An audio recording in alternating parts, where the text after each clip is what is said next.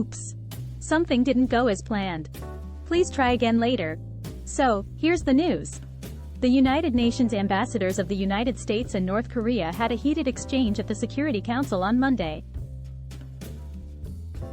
They discussed Pyongyang's recent launch of a spy satellite and the reasons behind the growing tensions between the two countries.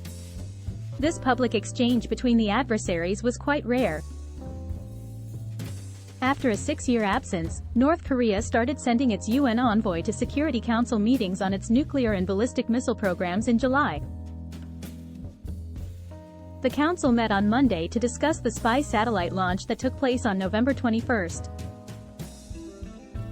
At the end of the meeting, U.S. Ambassador Linda Thomas-Greenfield and North Korean Ambassador Kim Song made unplanned remarks, engaging in a back-and-forth argument across the Council table. Each ambassador claimed that their country was acting defensively.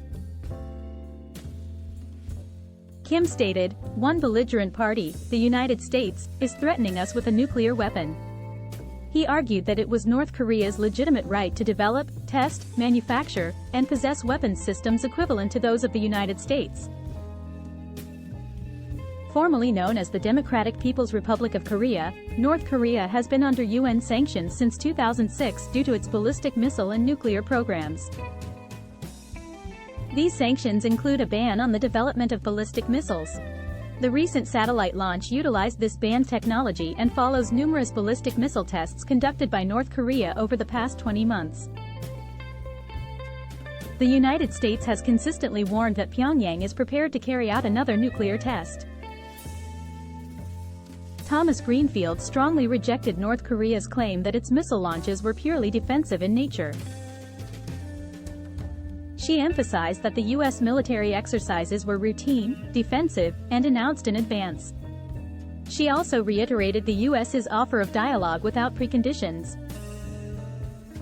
Denuclearization talks between North Korea, South Korea, China, the United States, Russia, and Japan have been stalled since 2009. Previous talks between North Korean leader Kim Jong-un and former U.S. President Donald Trump in 2018 and 2019 also failed to yield any significant progress. Kim stated that North Korea would continue to strengthen its capabilities until the persistent military threat was eliminated. Thomas-Greenfield argued that North Korea's actions were driven by paranoia about a potential U.S. attack. She added, "If there's anything the United States wants to provide to the DPRK, that is humanitarian assistance for your people and not weapons to destroy your people." The UN Security Council has been divided on how to address the North Korean issue for several years. Russia and China, along with the US, Britain, and France, believe that more sanctions will not be helpful and instead advocate for easing existing measures. China and Russia argue that joint military drills by the United States and South Korea provoke North Korea, while Washington accuses Beijing and Moscow of enabling North Korea by shielding it from further sanctions.